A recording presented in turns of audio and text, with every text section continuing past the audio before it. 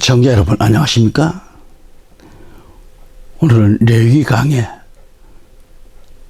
20번째 시간입니다. 레위기 6장 8절 13절 말씀을 제가 봉독해 드립니다. 주께서 모세에게 일러 말씀하시기를 아론과 그의 아들들에게 명령하여 이르라. 번제의 법은 이러하니라. 이것이 번제이니 제단 위에서 아침까지 밤새 타기 때문이요 제단의 불은 그 안에서 탈 것이라. 제사장은 베옷을 입을 것이요 맨살에 배 속옷을 입고 제단 위에서 번제물을 불로 태운 그 재를 가져다 제단 옆에 두고 의복을 벗고 다른 의복을 입고 그 재를 진영 밖 깨끗한 곳으로 옮길지니라. 제단 위의 불은 그 안에서 타게 하여 꺼지지 않게 할지니 제사장은 매일 아침 그 위에다 나무를 피울 것이요 그 위에다 번제물을 정연하게 놓고 그 위에다 화목제의 기름을 태울지니 그 불은 제단 위에서 항상 타게 해서 결코 꺼지지 않게 할지니라. 아멘. 오늘 본문은 구약의 5대 제사의 그 규례가 모두 끝나고요. 6장 1절로 8절로 해서 딱 끝나고 그 제사들의 그 기본 절차에 관한 것으로 그 첫 번째로 번제에 관한 내용들입니다. 번제는 5대 제사의 기본이 되면서 제일 먼저 레위기 1장에 이가 취급되었습니다. 또한 5대 제사의 기본 절차를 논할 때도 역시 제일 먼저 취급됐던 것이죠. 제일 먼저. 이것은 그 내용은 주로 아론의 자손, 오늘 제사장들이죠. 아론의 자손들에게 해당되는 것으로서 오늘에 이르기까지 교역자들의 사역이라고 볼 수 있습니다. 지난 시간에도 말씀을 드렸지만은 레위기서는 예배에 관한 아주 중요성을 강조하고 있습니다.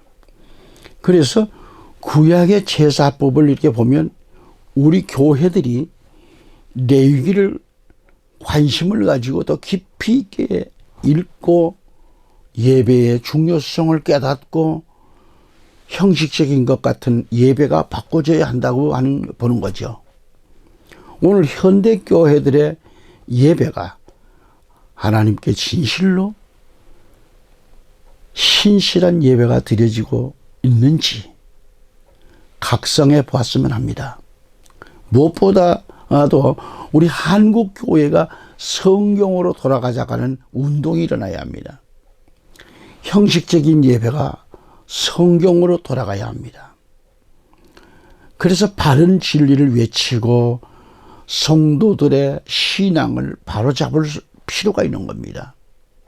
전적으로 이것은 책임이 성도가 아닌 목회자들에게 있습니다. 현재 경건한 예배는 없어진 지 오래입니다. 경건이 없어요 지금. 예배의 중심이 무너져 있습니다. 교회가 거룩성이 없어졌습니다. 너무도 자유분방하고요. 내가 거룩하니 너희도 거룩하라고 하는 그리스도의 말씀을 되새겨 봐야 하는 거죠. 베드로전서 1장 16절에서 말합니다. 내가 거룩하니 너희도 거룩하라고 하셨습니다. 하지만 목사들 가운데는 이 시대의 현실에 맞게 예배를 드려야 한다고 봅니다. 때를 따라 양식을 나눠주는 목회자들이 되어야 됩니다. 목회자 중에는 한마디로 이것은 매우 위험스러운 일을 자초하는 그런 행위를 볼 수가 있습니다. 시대가 아무리 변해도 하나님의 말씀은 불변하십니다. 그래서 구약 제사를 통해서 깨달아야 할 것은 우리의 예배가 영과 진리로 드려지는 그런 예배가 되어야 됩니다. 그리스도께서도 예배에 대해서 그렇게 말씀하셨어요. 그렇게 언급하셨어요. 요한복음의 말씀을 너무 잘 아시잖아요. 요한복음 4장 23, 24절을 읽어보면 그러나 참된 예배자들이 영과 진리로 진리 안에서 아버지께 경배할 때인 그 시각이 오나니 곧 지금이다. 이는 아버지께서 자신에게 경배하는 그러한 자들을 찾으시기 때문이라고 했습니다. 24절에 하나님께서는 한 영이시니 그분께 경배하는 자들은 반드시 영과 진리 안에서 그분께 경배해야 하느니라고 하셨습니다. 한때 열린 예배가 아주 참 한국을 뜨거웠지요. 한때 10년 전, 20년 전만 해도 아주 열린 예배는 뜨거웠습니다. 그런 열린 예배가 잘못된 것들이 참 많았지요. 그 열린 예배의 영향을 받은 지금도 많은 교회들이 참 자유분방합니다. 열린 교육, 열린 예배, 열린 음악회, 열린 세미나 등등 이 단어들이 참 많이들 사용됐었습니다. 당시 인기가 참 높았잖아요. 하지만 가장 위험했던 것 중에 하나가 첫째는 예배 대상에 문제가 있었습니다. 오래 지난 얘기지만은 그러나 이 열린 예배는 하나님께 드려지는 예배가 아니었어요. 저는 지금까지 목회를 하면서 한 번도 열린 예배라는 말을 써보질 않았습니다. 오로지 말씀 중심 속에서 살았기 때문에. 그래서 참석자들에게 열린 예배가 드려져야 되는 하나님께 드려지는 예배가 아니라 참석자들에게 초점을 맞추는 데 있었습니다. 하나님께 드려지는 예배가 아니라 참석자들에게 초점을 맞추는 거죠. 그래서 참석자를 위로로 즐거움을 채우기 위한 그런 예배가 되어버리고 말았습니다. 오늘날도 그런 거예요. 하나님 편에서 하나님 말씀을 바로 증거하는 주의 종들이 얼마나 있는가. 성도 편에서 비율을 맞춰주는 설교나 하고, 이게 참 정신없는 일이죠. 참석자를 위주로 즐거움을 채우기 위한 그런 예배가 예배입니까? 그 다음에 예배자의 복장에 문제가 있어요. 지금 보면. 여러분, 참석자들은요, 불신자들에게 거부감을 주지 않기 위해서 가벼운 서처나 청바지 차림이었습니다. 성경에는 옷에 대해서 많은 말씀을 하고 있습니다. 그 다음에 형식의 파괴가 됩니다. 형식 파괴. 성령의 인도를 따라 한다고 주장은 하지만 일반 예배의 형식을 파괴하고 자유로운 분위기로 이끌어가는 거죠. 교회가 자유로운 분위기로 이끌어가는 겁니다. 강단에서 서슴없이 농담하고 서슴없이 예화를 퍼뜨리고 웃어가면서 예배를 드립니다. 하나님은 절대로 무질서한 하나님이 아니라 거룩하신 질서의 하나님이십니다. 성령님도 인격자이심을 놓쳐서는 안 됩니다. 내처럼 음악의 연주 형태가 아주 문제가 많습니다. 음악 형태가 불신자를 중심으로 진행되고 있기 때문에 시끄럽고 세속적인 록 음악의 형태의 그런 형태의 연주법이 사용되고 있잖아요.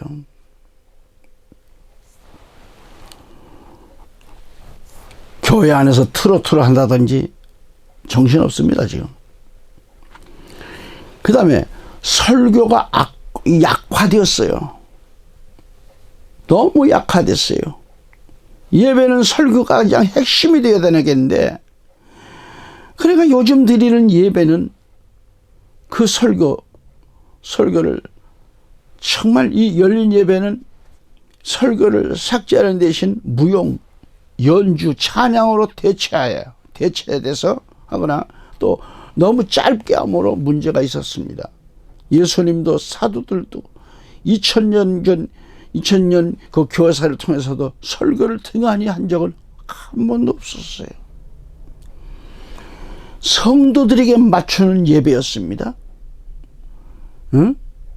예배는 대상이 하나님이 하며 성도는 드리는 자임을 알아야 되는데 성도들에게 맞추는 예배였어요. 예배는 하나님께 맞추는 것이지 인간의 기분을 맞추는 것이 아닙니다.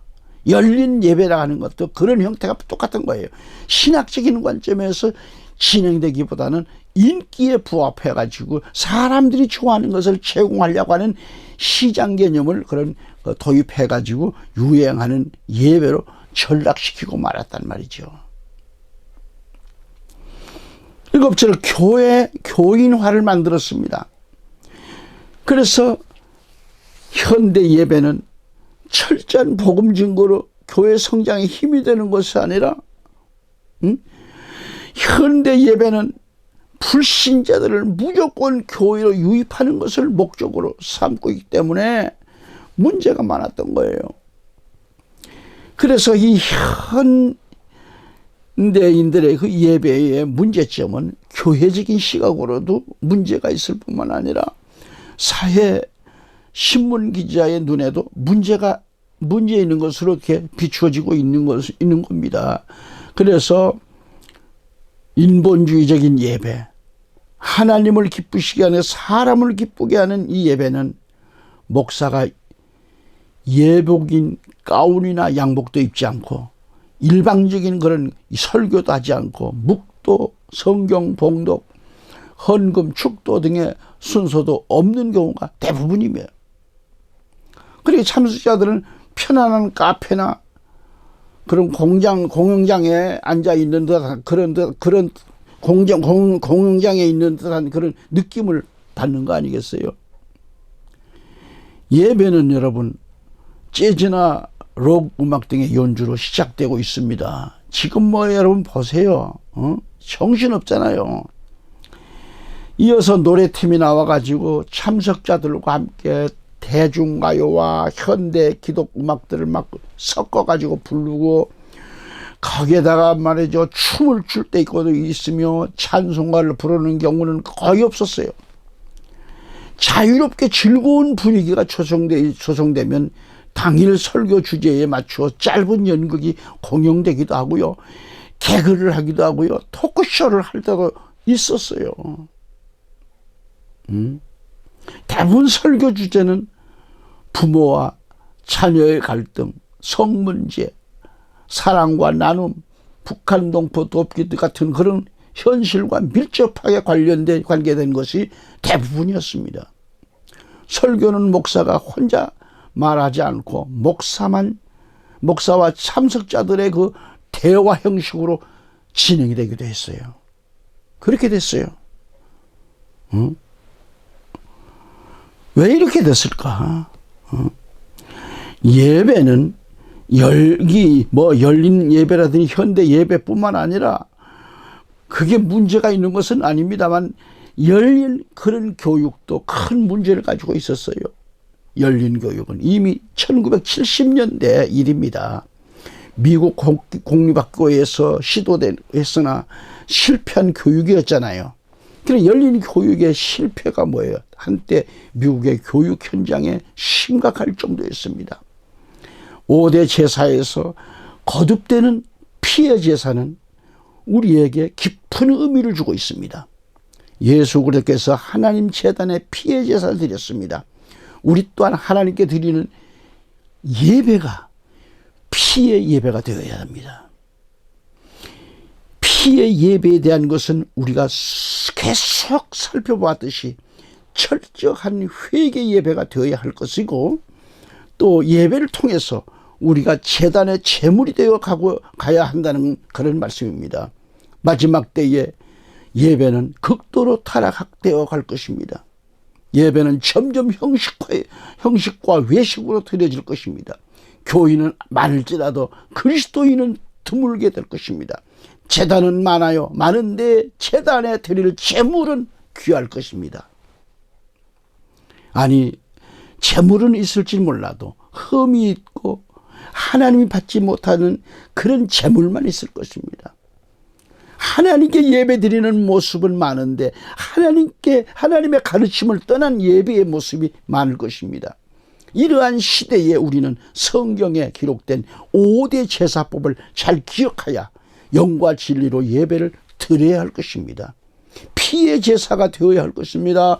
피를 토하는 예배가 되어야 할 것입니다. 성도들의 입에서 말이죠, 제단의 제물이 되게 하여 달라는 예배가 되어야 할 것입니다. 그리스도께서 지금도 이렇게 예배드리는 자를 찾고 계신단 말이죠.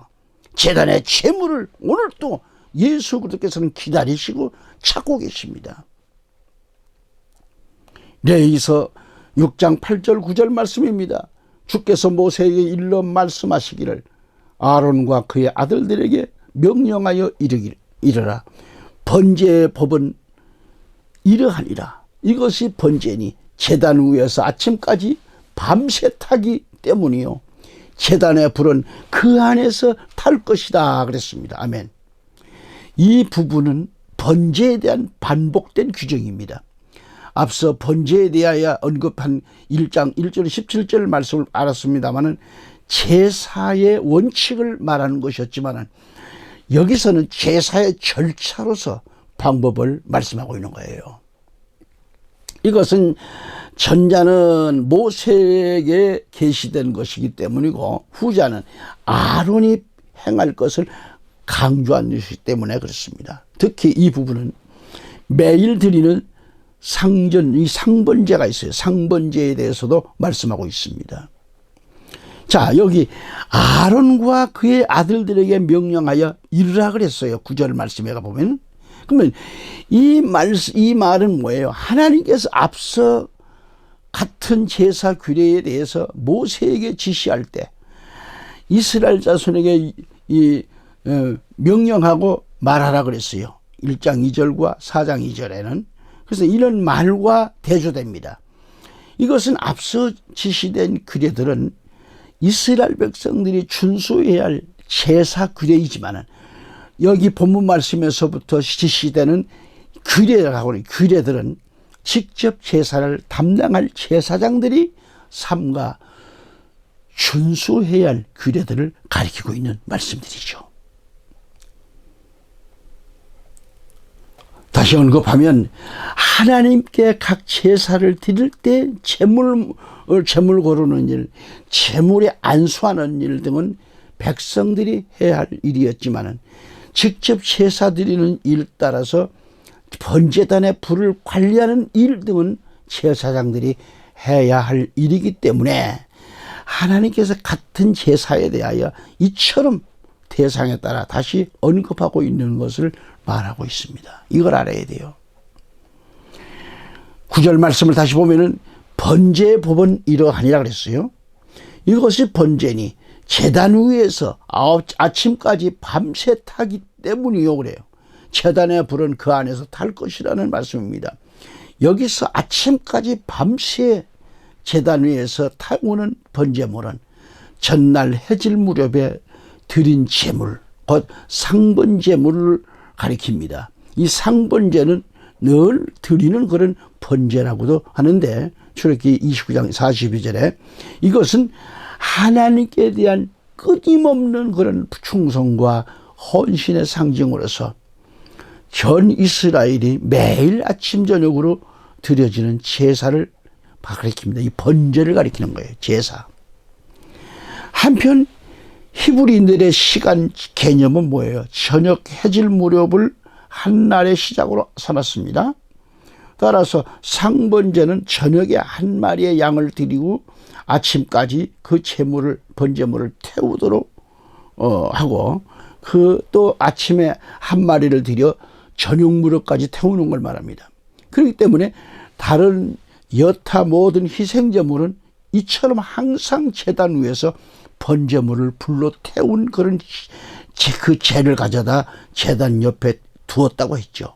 그리고 특별히 안식일과 월삭과 예배적 그런 축제일에는 특별 번제로서 상번제 이외에 더 많은 수의 어린 양이 드려졌다고 하는 것을 민수기 28장 9절 31절까지 내용을 벌써 알 수 있습니다.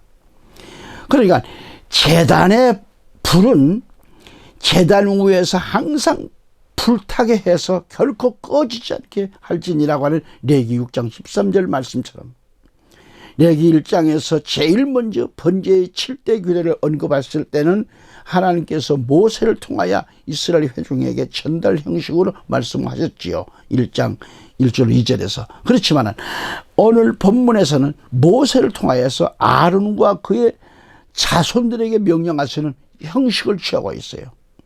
이게 뭐예요?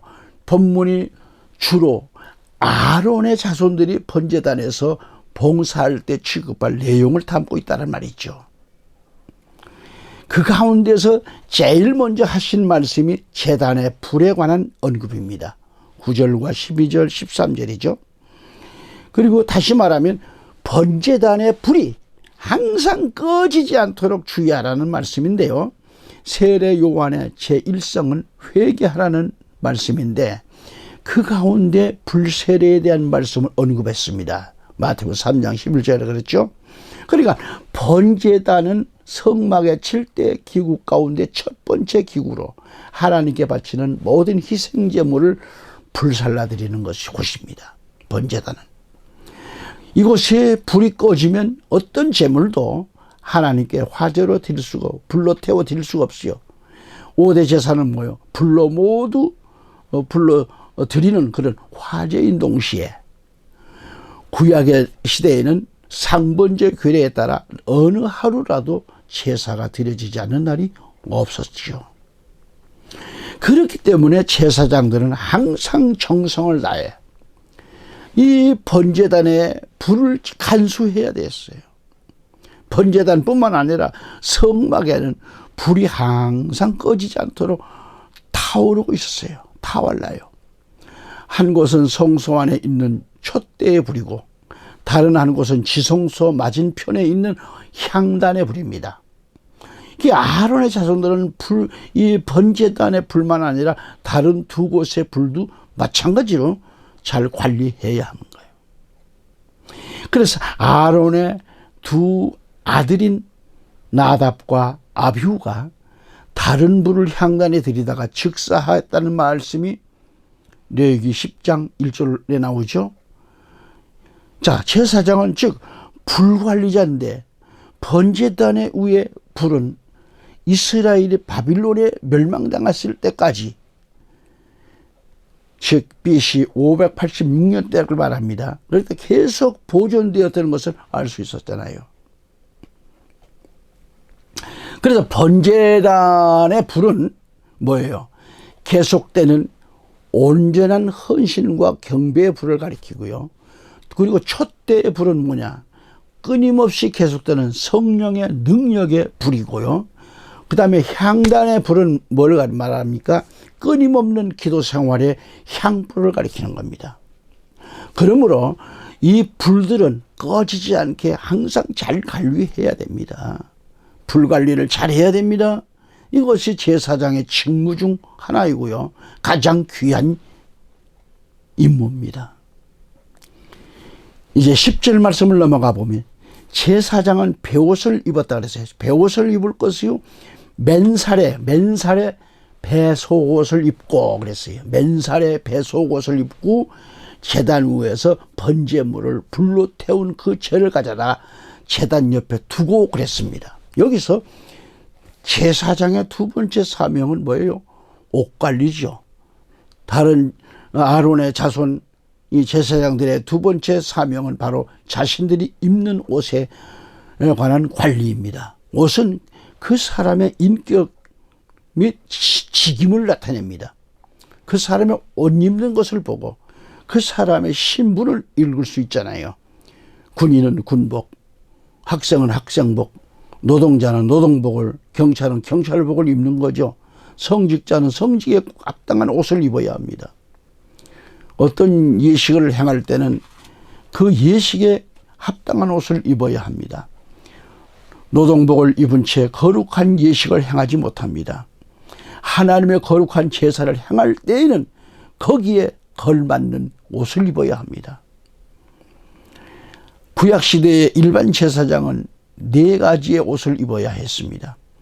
첫째로 소매 짧은 겉옷을 입어야 되고, 둘째는 속옷을 입어야 되고, 셋째는 관을 써야 되고, 넷째는 띠를 가려야 돼. 그리고 대제사장은 4가지 더 추가되었습니다. 판결 흉패라는 게 있어요. 흉패. 그 다음에 에봇이 있는 거고요. 그 다음에 에봇 받침 겉옷이 있고요. 그 다음 관에 띠 등 8가지 옷을 입어야 그 자격이 인준되었던 거죠. 대제사장. 그러니까 제사장들과 대제사장과 다른 거죠. 이렇게. 그래서 본문에 나타난 제사장의 배로, 원문에는 배옷을 아마라고 그랬어요. 아마. 이 아마로 흰색 천으로 만든 통으로 길게 짠 속옷을 가리킵니다. 이 옷은 제사장들의 직무복장으로 사용됐는데, 이는 의와 순결을 상징합니다. 이런 견지에서 후일 사도 요한은 하나님의 백성인 성도들이 거룩한 주의 나라에 들어가기 위해서는 빛나고 깨끗한 그런 세마포를 예비해야 한다고 가르쳤습니다. 계시록 19장 8절에. 또한 아마, 이 배 속옷이 있죠. 이 아마, 이 세마포로 만든 그런 홑바지라고 그러나요? 홑바지를 말하는데, 이 옷은 대제사장이나 제사장의 기름 부음을 받을 때 입는 옷에는 포함되지 않는 그런 평범한 옷인데, 성소의 직무를 수행할 때 하체를 가려 수치스러운 모습을 드러내지 않기 위해 착용되는 그런 옷입니다.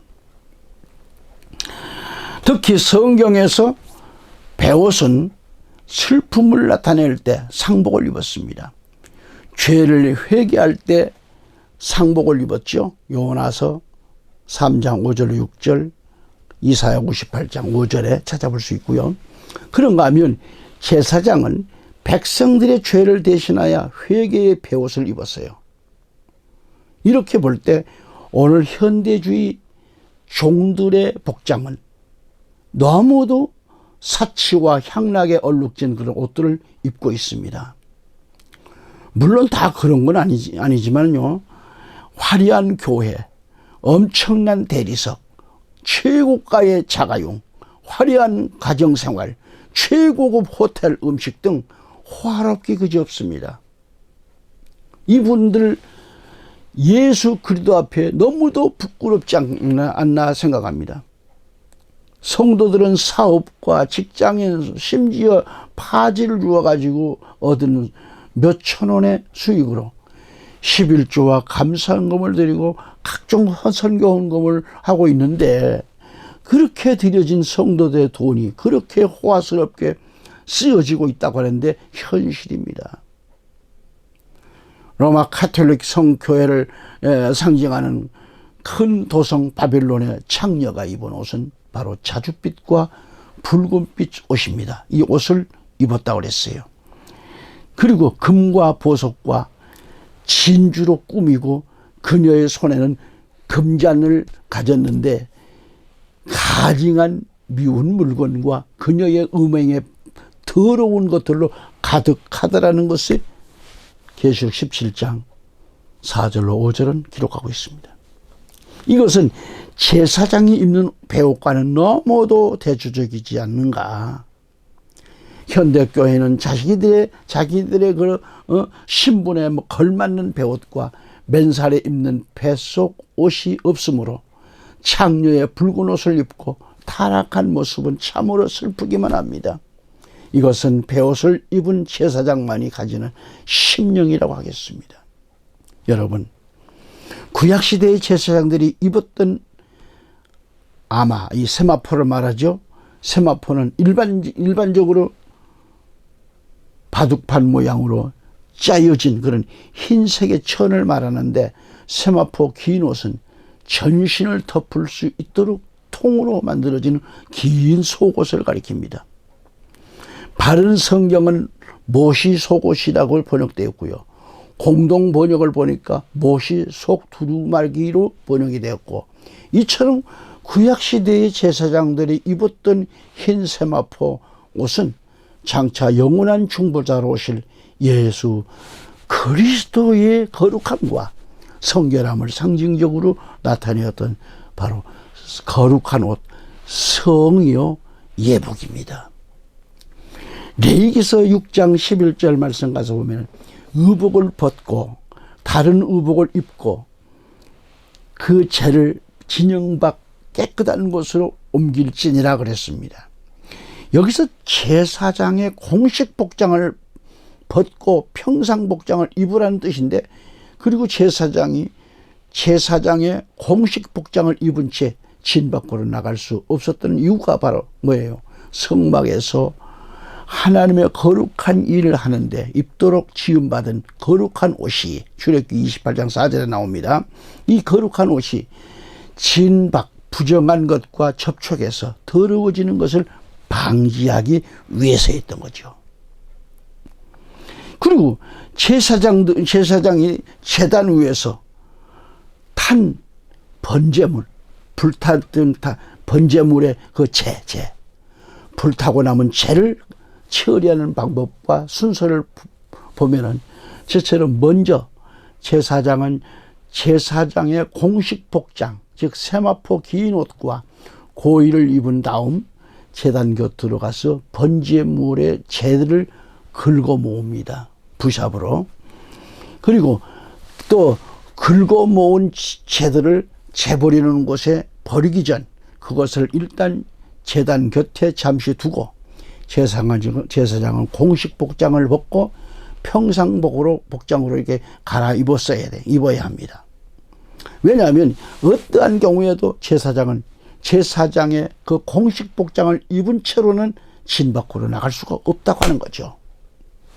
그 다음에 그런 후 제사장은 긁어 모은 재들을 제단 동편 진 밖 재버리는 곳으로 가지고 가 그곳에다가 버려야 합니다.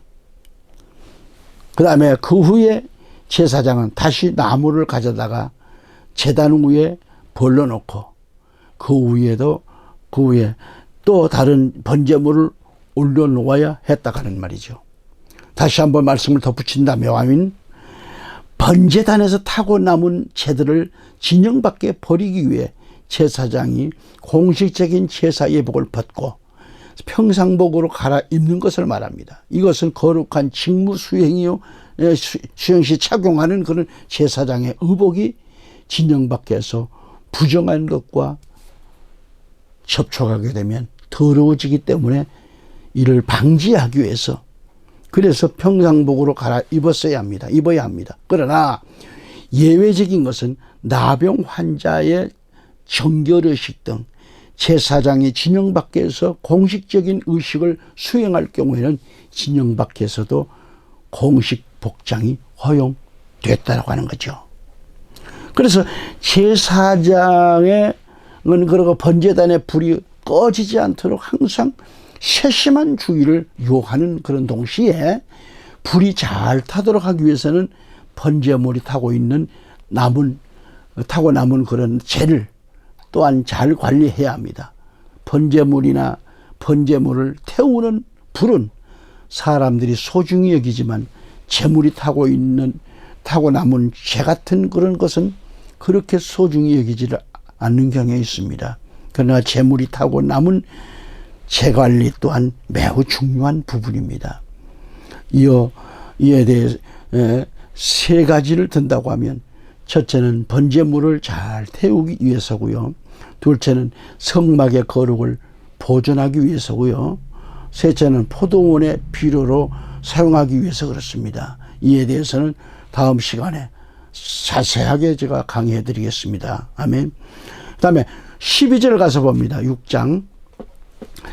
제단 위의 불은 그 안에서 타게 하여 꺼지지 않게 할지니 제사장은 매일 아침 그 위에다 나무를 피울 것이요 그 위에다 번제물을 정연하게 놓고 그 위에다가 화목제의 기름을 태울지니 그랬습니다. 제단 위의 불은 너무도 귀중한 거죠. 오늘 우리 한국교회는 불이 꺼져가고 있습니다. 꺼진 교회가 너무도 많습니다. 지금도 꺼져가는 교회도 있고 꺼져버린 교회가 있고, 아니 불이 꺼진 교회도 많단 말이죠. 교회마다 기도의 불이 꺼지면 안 되는데 말이죠. 레위기서 16장 1절 보면 아론의 두 아들이 주 앞에 제사드리다가 죽었는데 그들의 죽음 후에 주께서 모세에게 말씀하시니라 하셨는데, 여기서 제사장 아론의 두 아들들이 제사드리려다가 죽었다고 했는데, 즉 예배드리다가 죽었는데 왜 죽었을까? 아론의 두 아들 나답과 아비후가 하나님에 의해 제사장으로 임명을 받았는데, 문제는 하나님께서 지정하신 그런 불이 아닌 다른 불로 제단에 분향하려다가 회막문 앞에서 그냥 죽임을 당한 것입니다. 이는 하나님께서 지정하지 않으신 다른 불을 사용하다가 죽임을 당했어요. 하나님 제단에 인본주의 불은 안 됩니다. 인간적인 방법 가지고는 안 됩니다. 우리 한국교회는 성령의 불이 아닌 인본주의 불을 켜놓고 있습니다. 그래서 모든 것이 인간적인 생각, 민주주의 해가면서 인간적으로 다수결의 해가지고 교회 일을 하고 자기 편의주의로 예배를 하고 있는 실정입니다. 예배를 하고 있는 거지 드리는 게 아니죠. 그 사람들은 예배를 드리는 게 아니라 예배를 하고 있는 겁니다. 한국교회는 이를 바로 깨달아야 합니다. 제단 위에 불은 항상 피워서 꺼지지 않게 해야 하겠는데 기도의 불이 꺼져 있습니다. 예배가 변질되었습니다. 부흥의 불길이 꺼져 있습니다. 교회가 영과 진리로 예배 드려야 하는데 예배가 식어 있습니다. 제단 위에 말씀의 불이 꺼져 있습니다. 다시 불을 피워야 할 때입니다. 우리 모두가 불 꺼진 교회, 불 꺼진 심령, 불 꺼진 이 종들의 그 심령에 다시 기도의 불을 붙입시다. 부흥의 불길을 붙입시다. 예배에 불이 붙어야 됩니다. 뜨거워야 됩니다. 영과 진리로 예배가 불타야 됩니다. 드려져야 합니다. 감사합니다. 다음 시간 또 이어서 말씀을 드립니다. 한 주간 또 건강하시기 바랍니다. 할렐루야.